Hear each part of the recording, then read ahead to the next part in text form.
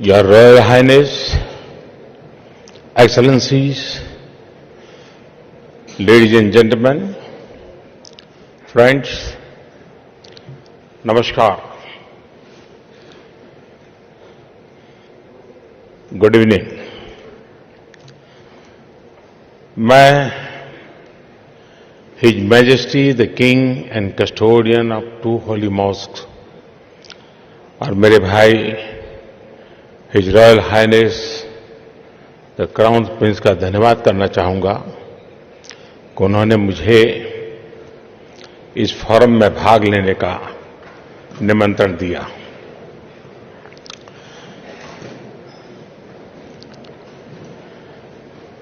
Saudi Arabia और यहां स्थित पवित्र मॉस्क दुनिया के करोड़ों लोगों की आस्था का केंद्र है।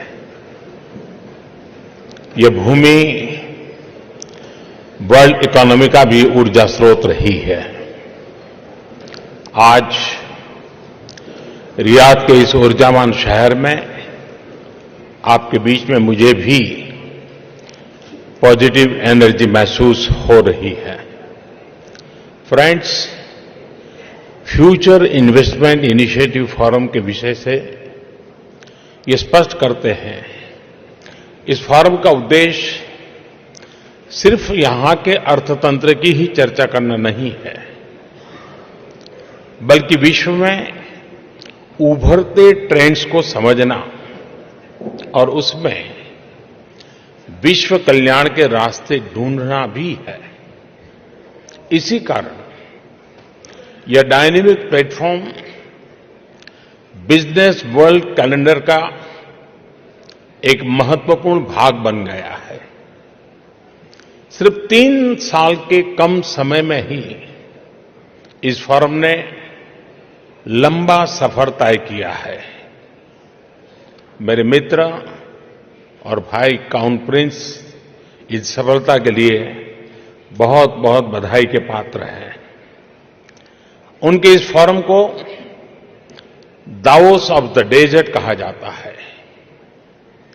पिछली शताब्दी में सऊदी अरब के लोगों की मेहनत और कुदरत की नेमत ने डेजर्ट के रेत को सोना बना दिया। अगर चाहता तो सऊदी अरब का नेतृत्व आराम से बैठ सकता था, मगर आपने आने वाली कई पीढ़ियों के बारे में सोचा, भविष्य की चिंता की, पूरी मानवता का ख्याल किया। मैं His Royal Highness Crown Prince को इस बात के लिए बहुत बहुत बधाई देता हूं।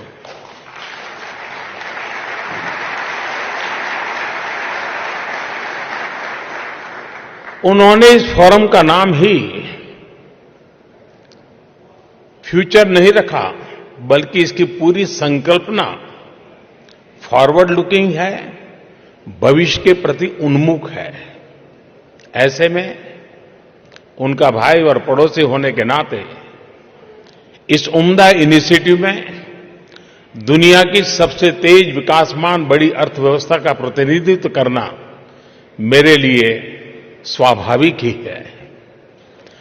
फ्रेंड्स, मैं आपके बीच भारत के लोगों की शुभेच्छाएं लेकर के आया हूं। हमारा सऊदी अरब से नाता हजारों वर्ष का रहा है। ऐसी दोस्ती रही है जैसे आप कहते हैं सदाकत कुम, कि एक दूसरे के वहां हमें अपनापन लगता है। हमारे ऐतिहासिक संबंधों और संपर्कों ने हमारी स्ट्रैटेजिक पार्टनरशिप को मजबूत बुनियाद भी रखी है। और आज हमने क्राउन प्रिंस के साथ बातचीत में स्ट्रैटेजिक पार्टनरशिप काउंसिल की स्थापना करके अपने संबंधों को नई ऊंचाई प्रदान की है। हिज मैजेस्टी द किंग और His Royal Highness Crown Prince के मार्गदर्शन में हम संबंधों में अप्रत्याशित प्रगति और अपनापन ला पाए हैं। मैं उनके प्रयासों के लिए, भारत के प्रति उनके अपनत्व के लिए उनका आभार व्यक्त करता हूं। साथियों, फ्यूचर इन्वेस्टमेंट इनिशिएटिव में आज मुझे what is next for global businesses और उसमें भारत उभरते अवसरों और संभावनाओं हमारी अपेक्षाओं और लक्ष्यों पर अपनी बात रखने का अवसर मिला है। भारत ने अगले 5 साल में अपनी इकोनॉमी को दोगुनी करके $5 ट्रिलियन तक पहुंचने का लक्ष्य रखा है।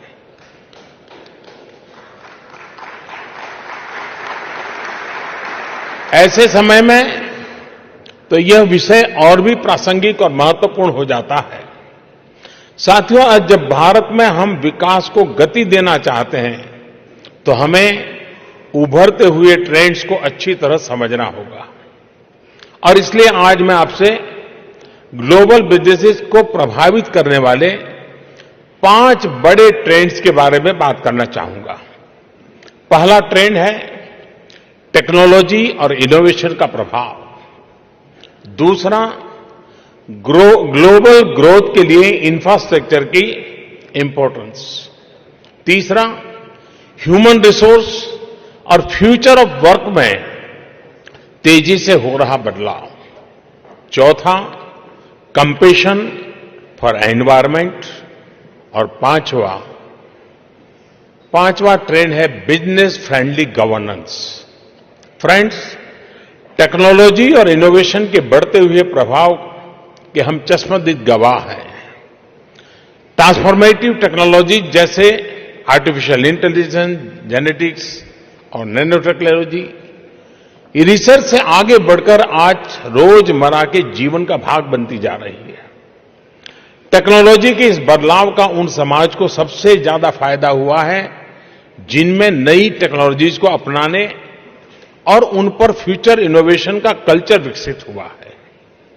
भारत में हमने इस कल्चर को मजबूत करने के लिए अनेक स्तरों पर प्रयास किया है, चाहे वह युवाओं के लिए स्टार्टअप चैलेंजेज हो या हैकेथॉन्स हो या फिर स्कूल चिल्ड्रन के लिए अटल टिंकरिंग लैब्स, जहां वो इनोवेशन को खुद अनुभव करते हैं। आज भारत में रिसर्च एंड डेवलपमेंट से लेकर टेक एंटरप्राइज एक व्यापक इकोसिस्टम तैयार हो रहा है। हमारे इन प्रयासों के नतीजे भी आना शुरू हुए हैं। आज भारत दुनिया का तीसरा बड़ा स्टार्टअप इकोसिस्टम बन गया है। भारत के टियर 2 और टियर 3 शहरों में भी स्टार्टअप्स उभर करके आए हैं। भारत में $1 बिलियन से ज्यादा वैल्यूएशन वाले यूनिकॉर्न्स की संख्या बढ़ती जा रही है। हमारे कई स्टार्टअप्स वैश्विक स्तर पर निवेश करने लगे हैं। Indian startups are edging everything from food delivery to transport to hospitality to medical treatment to tourism. और इसलिए विश्व के सभी इन्वेस्टर्स, खासकर वेंचर फंड से मेरा अनुरोध है कि आप हमारे स्टार्टअप इकोसिस्टम का लाभ उठाएं। मुझे पूरा भरोसा है कि भारत में इनोवेशन में किया गया निवेश सबसे ज्यादा रिटर्न देगा और ये रिटर्न्स सिर्फ भौतिक नहीं होंगे बल्कि युवाओं को एम्पावर करेंगे। फ्रेंड्स, वैश्विक बुद्धि और बिजनेसेस के विकास के लिए इंफ्रास्ट्रक्चर का महत्व लगातार बढ़ता जा रहा है। मैं मानता हूं कि इंफ्रास्ट्रक्चर एक अपॉर्चुनिटी मल्टीप्लायर है। इंफ्रास्ट्रक्चर एक तरफ बिजनेस को निवेश के व्यापक अवसर देता है तो दूसरी ओर बिजनेस की वृद्धि के लिए इंफ्रास्ट्रक्चर आवश्यक है, अनिवार्य है। साथियों, आज दुनिया में फिजिकल इंफ्रास्ट्रक्चर के अवसर सबसे ज्यादा विकासशील देशों में है। एशिया में देखें तो इंफ्रास्ट्रक्चर के लिए प्रति वर्ष $700 बिलियन के निवेश की जरूरत है। भारत में हमने अगले कुछ सालों में इंफ्रास्ट्रक्चर में $1.5 ट्रिलियन के निवेश का लक्ष्य रखा है और फिर आज हम इंफ्रास्ट्रक्चर के बारे में साइलोस में नहीं सोचते, बल्कि हमारा प्रयास इंटीग्रेटेड अप्रोच का है। One nation, one power grid, one nation, one gas grid, one nation, one water grid, one nation, one mobility card, one nation, one optical fibre network, ऐसे अनेक प्रयासों से हम भारत के इंफ्रास्ट्रक्चर को इंटीग्रेट कर रहे हैं। हमने हर भारतीय को घर देने का और हर घर तक बिजली और नल से जल पहुंचाने का लक्ष्य रखा है। इंफ्रास्ट्रक्चर के निर्माण की अपनी स्पीड और स्केल को भी हमने अभूतपूर्व रूप से बढ़ाया है और इसलिए भारत में इंफ्रास्ट्रक्चर की ग्रोथ डबल डिजिट में रहेगी और इसमें कैपेसिटी सैचुरेशन की कोई संभावना नहीं है। इसके कारण निवेशकों को लंबे समय तक रिटर्न भी सुनिश्चित रहेगा। साथियों, तीसरा ट्रेंड यानी ह्यूमन रिसोर्स और फ्यूचर ऑफ वर्क में आ रहा बदलाव भी बहुत महत्वपूर्ण है। आज इंटरनेशनल फॉरेन इन्वेस्टमेंट के निर्णय क्वालिटी मैन पावर की उपलब्धता पर निर्भर करते हैं। साथ ही स्किल मैन पावर किसी भी कंपनी के वैल्यूएशन का मानदंड बन जाता है। ऐसे में तेजी से लोगों को स्किल्ड करना हमारे सामने एक चुनौती है। जिस तरह नेचर ऑफ वर्क में बदलाव आ रहा है, उससे आने वाले सालों में हमें लोगों को कई बार रीस्किल करना पड़ेगा। लर्न, अनलर्न एंड रीलर्न के साइकिल जरूरी बन जाएंगे। फ्रेंड्स, भारत के स्किल्ड ह्यूमन रिसोर्सेज को दुनिया भर में आदर और प्रतिष्ठा मिले हैं। भारतीय टैलेंट ने यहां सऊदी अरेबिया में अनुशासित, कानून का पालन करने वाले, परिश्रमी और कुशल कार्यबल के रूप में अपनी अनूठी पहचान बनाई है।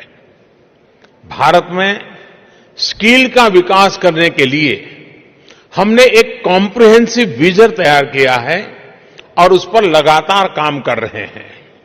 स्किल इंडिया इनिशिएटिव के माध्यम से हम अगले 3-4 वर्षों में 400 मिलियन लोगों को विभिन्न स्किल्स में ट्रेन करेंगे। भारत में निवेश करने वाली कंपनीज को इससे एश्योर्ड स्किल मैन पावर मिलेगा। साथियों, स्किल मैन पावर का आवागमन आसान बनाने से पूरे विश्व की अर्थव्यवस्था में वृद्धि होगी। मैं मानता हूं कि हमें इंटरनेशनल ट्रेड एग्रीमेंट्स को सिर्फ गुड्स तक सीमित नहीं रखना चाहिए, बल्कि मैन पावर और टैलेंट मोबिलिटी को भी उसका अभिन्न अंग बनाकर उसमें सरलता लानी चाहिए। फ्रेंड, चौथा ट्रेंड यानी कंपैशन, कंपैशन फॉर एनवायरमेंट, ये ट्रेंड ही नहीं है, बल्कि हमारे समय की प्रमुख आवश्यकता भी बन गई है। क्लाइमेट चेंज का प्रभाव और क्लीन ऊर्जा का महत्व इतने व्यापक है कि उन्हें नजरअंदाज नहीं किया जा सकता। आने वाले सालों में हमारा एनर्जी कंजम्पशन का पैटर्न और बदलेगा। कोल से ऑयल और ऑयल से गैस और फिर रिन्यूएबल्स की तरफ झुकाव बढ़ता जाएगा। ऊर्जा की खपत और ऊर्जा की बचत दोनों ही महत्वपूर्ण होंगे और स्टोरेज भी, एनवायरमेंट डिग्रेडेशन की चुनौतियां भी बढ़ती जाएगी। इसी को समझते हुए भारत में हम गैस और ऑयल के इंफ्रास्ट्रक्चर में बड़ी मात्रा में निवेश बढ़ा रहे हैं। वर्ष 2024 तक हमारा रिफाइनिंग, पाइपलाइंस और गैस टर्मिनल्स में $100 बिलियन तक के निवेश का लक्ष्य है। मुझे खुशी है कि सऊदी अरामको भारत में वेस्ट कोस्ट रिफाइनरी प्रोजेक्ट, जो एशिया की सबसे बड़ी रिफाइनरी होगी, उसमें निवेश करने का निर्णय लिया है।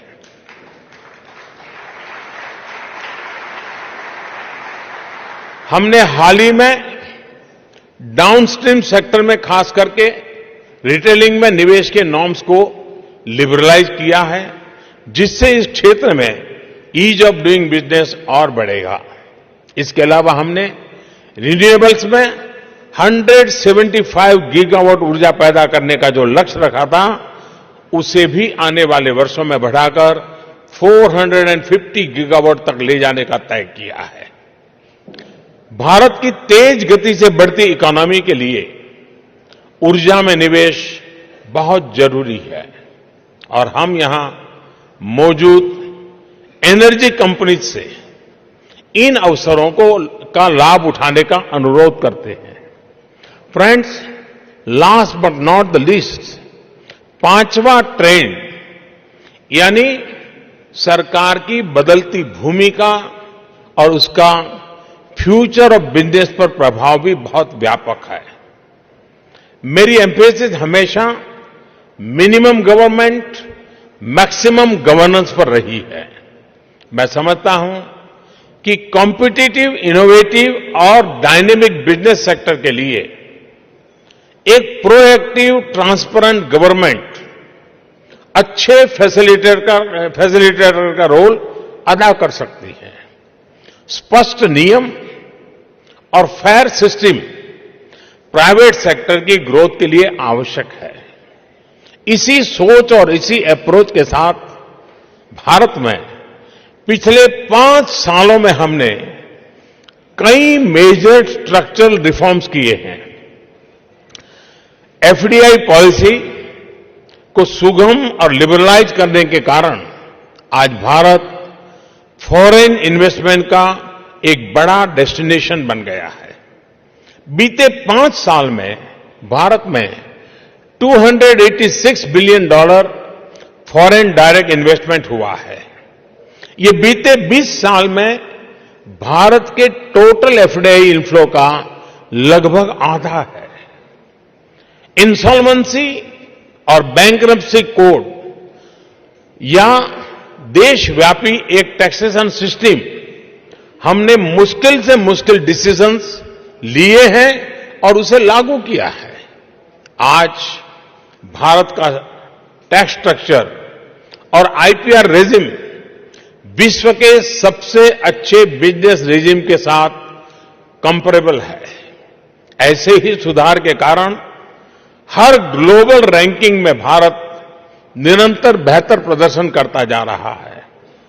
लॉजिस्टिक परफॉर्मेंस इंडेक्स में 10 रैंक का जंप, ग्लोबल इनोवेशन इंडेक्स में 24 नंबर का सुधार, वर्ल्ड बैंक की ease of doing business index में 2014 में हम 142 पर थे, उससे ऊपर उठकर आज 2019 में हम 63 के नंबर पर पहुंच चुके हैं। लगातार तीसरे साल हम दुनिया के टॉप 10 रिफॉर्मर्स में आज हमने अपना स्थान बनाया है। हमने 1500 से ज्यादा ऐसे पुराने कानूनों को भी समाप्त कर दिया है जो विकास में अड़चन पैदा कर रहे थे। साथियों, पिछले 4-5 साल में एडिशनल 350 मिलियन से ज्यादा लोगों को बैंकिंग सिस्टम्स के साथ जोड़ा गया है। भारत में आज लगभग हर नागरिक के पास यूनिक आईडी, मोबाइल फोन और बैंक अकाउंट है।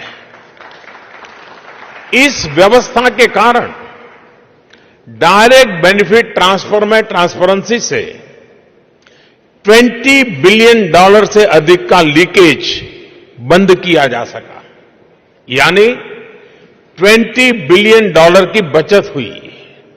स्वास्थ्य किसी भी सरकार की महत्वपूर्ण जिम्मेदारी है। इस क्षेत्र में क्वालिटी ऑफ सर्विस बढ़ाने के लिए भारत ने कई कदम उठाए हैं। दुनिया का सबसे बड़ा government health care program Ayushman Bharat 500 million यानी अमेरिका, कनाडा और मेक्सिको की कुल आबादी से ज्यादा लोगों को हेल्थ कवर देता है। यही नहीं, इस योजना के कारण भारत में हेल्थ केयर में निवेश की अपार संभावनाएं बढ़ गई हैं। आज भारत सबसे बड़ा हेल्थ केयर कंज्यूमर और क्वालिटी हेल्थ केयर प्रोवाइडर भी है। स्वास्थ्य सेवा में टेक्नोलॉजी के उपयोग ने क्रांति ला दी है। इससे न सिर्फ इकोनॉमी के अवसर पैदा हुए हैं, बल्कि करोड़ों लोगों की प्रोडक्टिविटी भी बढ़ी है। साथियों, आज इस मंच से मैं आपको विश्वास दिलाना चाहता हूं कि भारत में प्रगति की यह रफ्तार और तेज होगी। हम देश के विकास से जुड़ा हर फैसला ले रहे हैं। न हमारी नीतियों में भ्रम है और न ही हमारे लक्ष्य में संदेह है। हमारे $5 ट्रिलियन इकोनॉमी के लक्ष्य का रोड मैप तैयार है। यह लक्ष्य सिर्फ क्वांटिटेटिव ग्रोथ का ही नहीं है, पर हर भारतीय की क्वालिटी ऑफ लाइफ बेहतर करने का भी है। हम ईज ऑफ डूइंग बिजनेस में ही नहीं, ईज ऑफ लिविंग में भी सुधार ला रहे हैं। पॉलिटिकल स्टेबिलिटी, प्रिडिक्टेबल पॉलिसी और बड़े डाइवर्स मार्केट के कारण भारत में आपका इन्वेस्टमेंट सबसे अधिक लाभदायक रहेगा। फ्रेंड्स, हमारे साथी देशों का सहयोग हमारी विकास यात्रा का अभिन्न अंग है। सभी देशों के साथ पूरकता खोजकर और सिनर्जी बढ़ाकर हम विन विन सिचुएशन के लिए काम कर रहे हैं। सऊदी अरेबिया के विजन 2030 और इकोनॉमी को डाइवर्सिफाई करने की योजनाओं में हम उनके साथ कदम से कदम मिलाकर के चलेंगे। फ्रेंड्स, भारत की स्वतंत्रता को 2022 में 75 ईयर पूरे होंगे। हमने उस समय तक न्यू इंडिया बनाने का लक्ष्य अपने सामने रखा है। उस न्यू इंडिया में हर भारतीय की आंखों में नए सपने होंगे, दिल में नया संबल होगा और कदमों में नई ऊर्जा होगी। उस नए भारत में नया सामर्थ्य और नई क्षमता होगी। फ्रेंड्स, वह समर्थ और शक्तिमान भारत सिर्फ अपने लिए नहीं, बल्कि पूरी दुनिया के लिए शांति और उल्लास का स्रोत रहेगा। इतिहास साक्षी है कि भारत जब दुनिया की सबसे बड़ी इकोनॉमी था और सैन्य रूप से भी सबल था, तब भी हमने किसी पर दबाव नहीं डाला, किसी पर बल प्रयोग नहीं किया।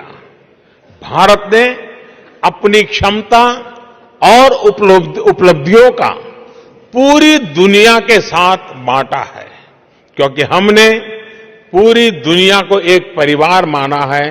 वसुधैव कुटुंबकम। नए भारत में शक्ति नई होगी, लेकिन उसके चिंतन में वही सनातन आत्मा झलकेगी। हमारा विकास विश्व में विश्वास पैदा करेगा। हमारी प्रगति परस्पर प्रेम बढ़ाएगी। विश्व कल्याण के इस सफर में भारत के साथ पार्टनरशिप करने के लिए मैं आपको, पूरे विश्व के बिजनेस को आमंत्रित करता हूं। मैं और मेरी टीम सदैव आपकी सहायता के लिए तत्पर है। आपने मुझे कुछ विचार साझा करने का अवसर दिया और मुझे ध्यानपूर्वक सुना, इसके लिए मैं आप सबका बहुत बहुत धन्यवाद करता हूं। फिर एक बार क्राउन प्रिंस का, किंगडम का हृदय से आभार व्यक्त करते हुए मैं मेरी वाणी को विराम देता हूं। बहुत बहुत धन्यवाद।